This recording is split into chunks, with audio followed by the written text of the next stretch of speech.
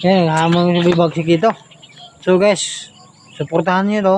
I-follow nyo at i-share nyo para makita ni Boy Bagsik kung mag-comment siya dito kung gusto niya. Kung saan siya ng lugar, ako na pupunta kasi wala pang action yung sinasabi ko sa kanya eh. Ako na lang pupunta kung magsabi na siya kung anong lugar niya. Puntahan ko na lang. Kasi naiinip na ako dito guys, wala akong ka-sparring. Nahanap na akong ka-sparring eh, siya ayaw na ayaw eh. Dapat ano yung hinahanap niya ba sparring, dapat ako na lang kaya ang gusto niyo mga champion ng gusto niya ba. Akala niya kaya simple lang yung hinahamon niya.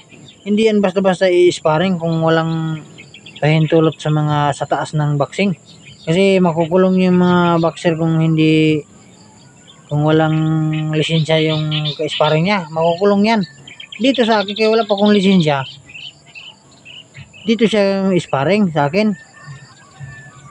Hindi kay hamunin niya yung may mga lisensya. Nako, ba't kaya ba niya bayaran yung mga lisensya ng mga boxer kung makulong sila, di na sila makalaban na ibang lugar.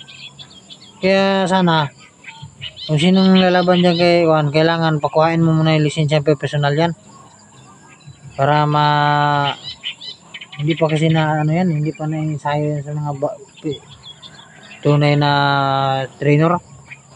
Pagalitan lang yan. Saka bubo kasi si Boy Bagsik. Bubo, walang may pinag-aralan siguro yan, pero bubo pa rin. Kaya sana kung sinong mga boxer dyan, mga champion, huwag nyo sirain yung mga personal nyo kasi ako masira na yun, dividendo pa kayo. Ang hirap, sana sayang lang ang hirap nyo yung pag-training. Ako guys, sayang yung training ko sa dati. 2 taon lang yung training ko, sayangan ako kasi pagkuha ko ng pro hindi na approvean kasi medyo ano na yung edad ko ba, naangat na. Pero wala akong talo sa amateur dati guys. Kaya sana kaya nakakuha naman nyo yung pangarap nyo, sana ituloy lang nyo. Yung mga boxer dyan, huwag kayong lumawa, huwag kayong pumapatol-patol yung walang mga lisensya na boxer. Ang papatulan nila yung sa akin, katulad sa akin wala pong lisensya, dito pumatol siya sa akin, ilaglag ko siya dito sa tulay. Dito kung pumatol siya dito sa akin sparring, pasuntukin ko lang yan guys. Kaya huwag niyo sabihin yung yabang, pasuntukin ko lang yan sa akin. Kung oras makatama sa akin, yun lang ako gaganti.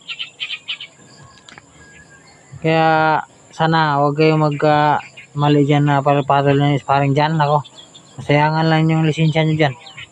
Kaya sana kahit sino man dyan, kapatid dyan Boy Bagsik tsaka si Boy Angas, lalaban sa akin sa sparring, papasuntukin ko muna yan. Kung hindi makatama yan, hindi ko susuntok dyan. Basta 3 round, sa isang round pasuntukin ko yan. Baka magsawaan lang suntukin, hindi makatama.